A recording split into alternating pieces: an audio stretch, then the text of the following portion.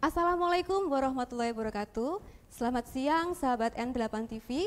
Kembali bertemu dengan saya di acara Secangkir Ilmu. Siang ini saya akan membawakan materi tentang membuat use case diagram dengan StarUML. Sebelum saya masuk ke materi, teman-teman semua, anak-anakku, jangan lupa untuk selalu menjaga kesehatan dengan cara mencuci tangan, menggunakan masker, menggunakan face shield, jaga jarak, dan jangan berkerumun. Tetap tinggal di rumah untuk tetap sehat. Anak-anakku semua, agar kita lebih bersemangat, kita ucapkan salam idola, inovatif, disiplin, kolaboratif. Baiklah anak-anakku, kita akan melanjutkan langsung kepada materi, apa itu StarUML. StarUML ini adalah bantuan yang digunakan untuk membuat pemodelan di dalam pemodelan perangkat lunak. Kalian bisa mendownloadnya di internet dengan free ya, mudah kalian mendownloadnya, kemudian kalian juga mudah untuk menginstalnya. Dan yang paling penting di sini, StarUML itu bisa digunakan di platform apapun karena dia sangat ringan ya. Alamatnya di sini ya, di staruml.io, kalian bisa download di situ sesuai dengan versi Windows kalian atau operating system kalian jika kalian menggunakan Apple atau menggunakan Windows. Baik, saya akan langsung ke materi saja. Kali ini di dalam StarUML kita bisa belajar tentang use case diagram, class diagram, sequence diagram, collaboration diagram, state chart diagram, activity diagram, kemudian komponen diagram, deploy diagram, composite structure diagram. Tapi kita akan hanya mempelajari satu saja, yaitu use case diagram. Nah, use case diagram sendiri itu adalah seperti ini simbolnya. Ada use case itu fungsionalitas yang disediakan sistem sebagai unit-unit yang saling bertukar pesan antar unit atau aktor. Biasanya use case ini diberikan penamaan dengan menggunakan kata kerja frase nama use case. Nah, ini adalah aktor. Aktor adalah proses atau sistem lain yang berinteraksi dengan sistem informasi yang akan dibuat. Jadi meskipun simbol dari aktor ini adalah orang, tapi aktor belum tentu orang. Aktor bisa jadi dia barang, benda, sistem, atau bisa juga dia sebuah perusahaan. Nah, di sini ada asosiasi. Jadi relasinya ada macam-macam, ada asosiasi, ada extend, ada include, ada generalisasi. Kita akan mempelajarinya satu persatu dengan langsung kepada contoh. Ya, contoh kasus yang akan saya bawakan adalah tentang transaksi ATM di perbankan. Kalian tentunya sudah sering melakukan penarikan uang, transfer melalui ATM di bank kan? Nah, bagaimana kita menggambarkannya ke dalam sistem? Kalau kita melakukan transaksi itu sudah biasa ya, masuk ke dalam bank, kemudian kita masukkan kartu, kemudian kita masukkan PIN, oh PIN-nya salah, maka kita akan mengulang, seperti itu. Tapi bagaimana kita nanti akan menggambarkannya ke dalam use case, itu yang akan kita pelajari. Yang perlu kalian perhatikan, ya, pada saat melakukan transaksi, ya, itu ada yang namanya proses verifikasi. Itu tadi, ketika PIN kalian salah, maka akan muncul notasi bahwa PIN yang Anda masukkan salah biasanya sebanyak 3 kali. Nah, sekarang kita akan mencoba untuk mempelajarinya di dalam StarUML. Kalian sudah tidak asing ya dengan halaman StarUML ya, seperti ini. Ini saya sudah install di laptop saya, sehingga saya tinggal menjelaskan pada kalian. Halamannya ada seperti ini, ada file, ada edit, ada format, model, tools, view, Windows, debug, dan help. Nah, yang sering kita gunakan adalah di model. Model yang kalau kita ingin mengganti, itu ada di add diagram. Pilihannya di sini ada class diagram, ada package diagram, object diagram, composite struktur diagram, komponen diagram, deployment diagram, use case diagram, sequence diagram, communication diagram, dan masih ada banyak lagi. Bahkan tidak hanya di pemrograman berorientasi objek saja yang bisa ditampilkan di sini, menggunakan web pun ada ya, kita bisa menggunakan IR diagram, flowchart diagram, dan data flow diagram, ada semua di Star UML. Nah, untuk kali ini kita akan mempelajari tentang use case diagram.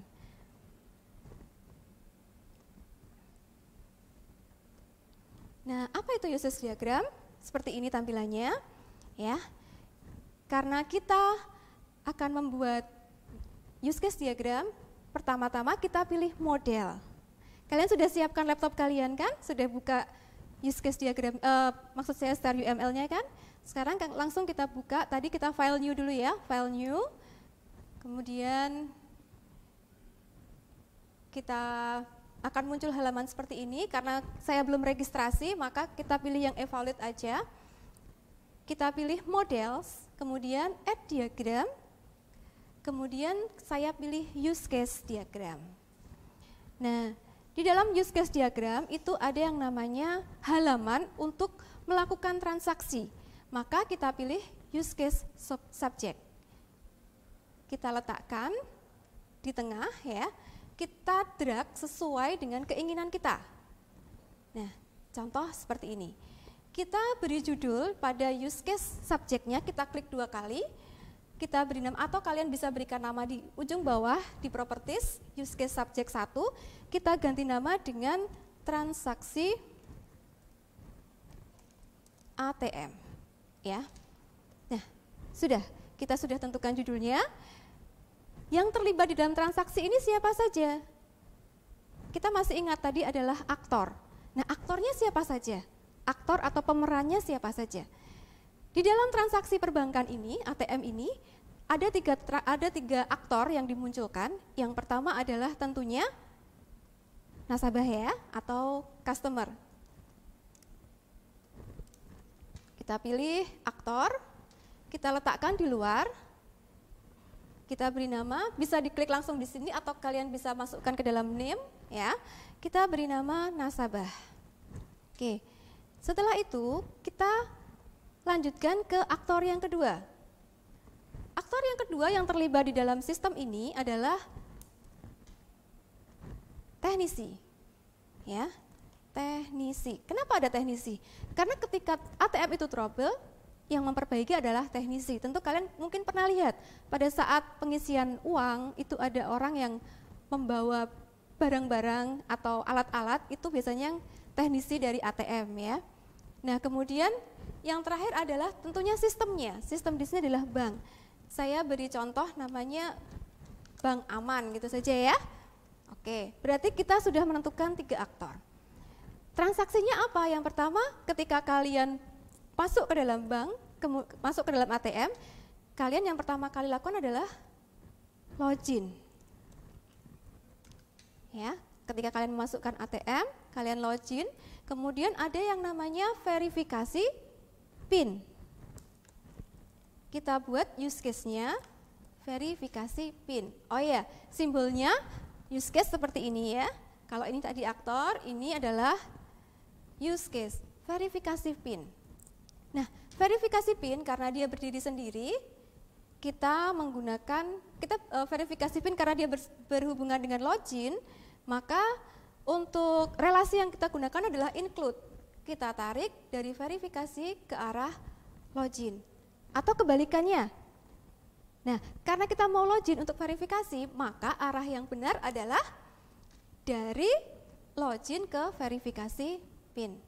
Nah, dari sini akan muncul keterangan, anggap saja ini adalah PIN error, PIN salah. Ya, berarti ini ada kesalahan PIN. Oke. Nah, karena dia berdiri sendiri, kita gunakan garisnya adalah extend. Kita tarik, kita masukkan ke login. Nah, sudah, ini awal, baru transaksi, belum masuk ke transaksi, ini baru ke login. Ketika kita sudah login, menu yang ada apa saja? Yang pertama adalah penarikan uang.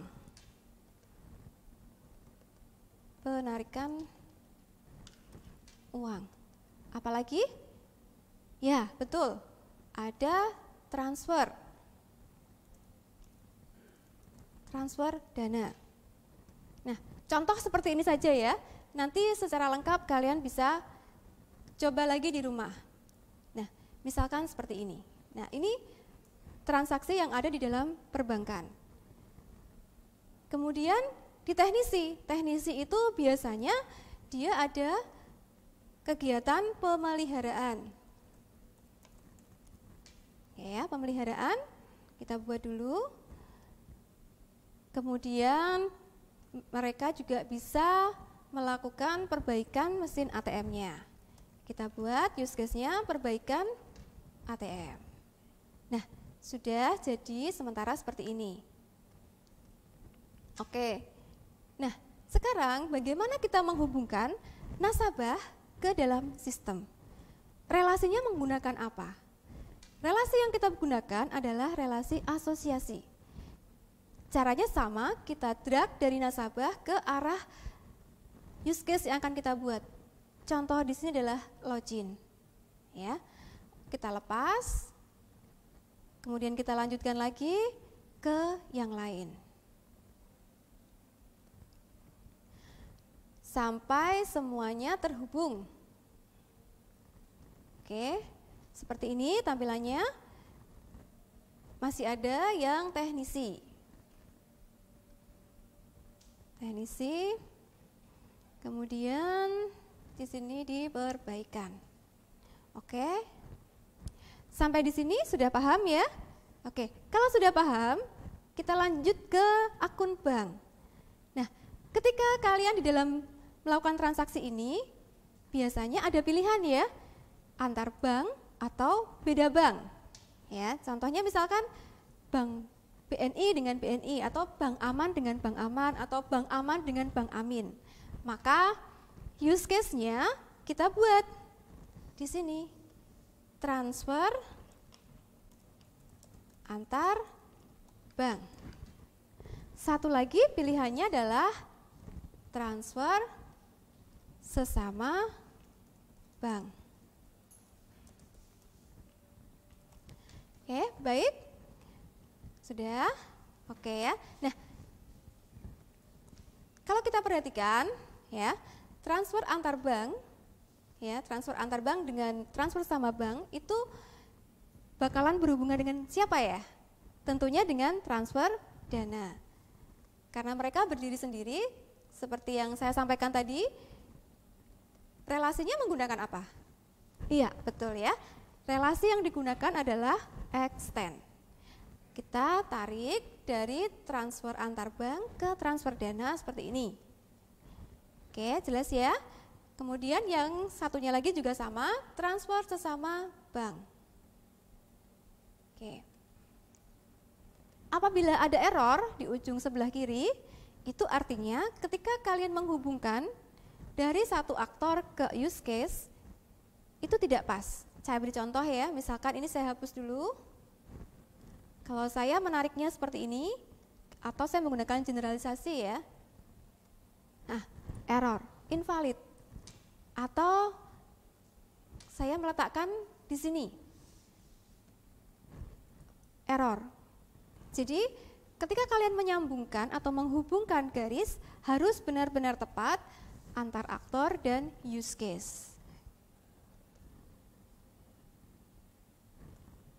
Oke ya, sampai di sini jelas? Oke, kalau sudah jelas kita lanjutkan. Ini tadi transaksi seperti ini. Nah, kok di Bank Aman ini nggak ngapa-ngapain ya? Bank Aman ini mengelola semua sistem yang ada di dalam use case-nya. Dia bisa narik uang, bisa transfer dana, mungkin yang lain ada pembayaran dan sebagainya ya. Nah, berarti hubungan dari Bank Aman ke use case-nya sama ya, menggunakan asosiasi. Atau di sini bahasa Inggrisnya association ya, kalau di dalam UML-nya kita tarik semuanya ke sini. Kita rapikan dengan cara tarik seperti ini ya, bisa. Oke. Nah, ini include-nya menjauh, kita dekatkan biar rukun ya. Ini juga ekstranya terlalu jauh, kasihan nanti nggak nyaman mereka. Nah, sekarang kita lanjutkan lagi ke penarikan uang, dari Bank Aman mau ke penarikan uang. Oke ya. Nanti tinggal kita rapikan saja, kita tarik aja dulu semuanya. Oke. Ke pemeliharaan juga ya, karena yang menyelenggarakan adalah dari pihak bank, dari sistemnya. Oke. Seperti ini. Oke, sudah semua. Nah, tinggal kita rapikan biar kelihatan cakep ya. Oke, ini kurang bagus. Kita ulang aja yang dari bank ke perbaikan. Oke. Kita ini tinggal ngerapiin aja ya, tinggal merapikan saja. By the way, kalian ketinggalan nggak ya? Apakah penjelasan saya terlalu cepat? Oke ya, kita tinggal merapikan saja. Oke, nah sudah. Oh, X10-nya bergeser, kita geser lagi ke sini. Jadi harus jelas garis yang menggunakan include atau extend. Ya, include ini miliknya siapa? Oh, miliknya login ke verifikasi. Extend ini miliknya dari pin salah ke login. Jangan sampai terbalik ya. Jangan sampai kok extend-nya ada di atas ini, include-nya ada di bawah ya. Harus teliti ketika kita membuat use case diagram di dalam Star UML. Nah, ini sudah selesai anak-anakku. Lalu bagaimana caranya kita menyimpan? Seperti biasa, kita menyimpan menggunakan file save. Ya, file save. Kemudian kalian cari direktori tempat kalian mau menyimpan. Contohnya di sini saya simpan di folder PPL. Saya beri nama coba 1. Nah, untuk menggunakan use case diagram, menggunakan Star UML, tipenya adalah menjadi models di sini ya. File type-nya adalah models, ya. Kita simpan. Nah, nanti di dalam direktori dia akan muncul gambar ikonnya Star UML. Lalu kalau kita mau copy paste ke dalam gambar atau format PNG, bagaimana caranya? Atau format yang lain? Ada caranya. Kita klik file. Kalau ini kita mau ke HTML doc bisa menggunakan fragment atau HTML docs. Tapi kalau kita mau menggunakan ke file yang lain, misalkan di sini adalah ada PNG, ada JPEG, ada SVG ya atau yang lain, tinggal kita pilih di sini. Kita pilih export diagram as JPEG. Oke, sama kita simpan di dalam folder yang tadi sudah kita siapkan. Kemudian kita save.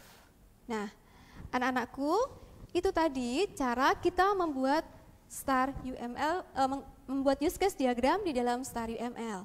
Nah, tugas kalian adalah nanti membuat Star UML ini, membuat use case ini menggunakan Star UML, kemudian kalian kirim ke email saya. Itu saya beri waktu paling lebih kurang 2 minggu ya. Nanti di pertemuan berikutnya kita akan membahas tentang kelas diagram. Kalian siapkan semuanya, tetap jaga kesehatan. Sampai jumpa lagi, salam idola.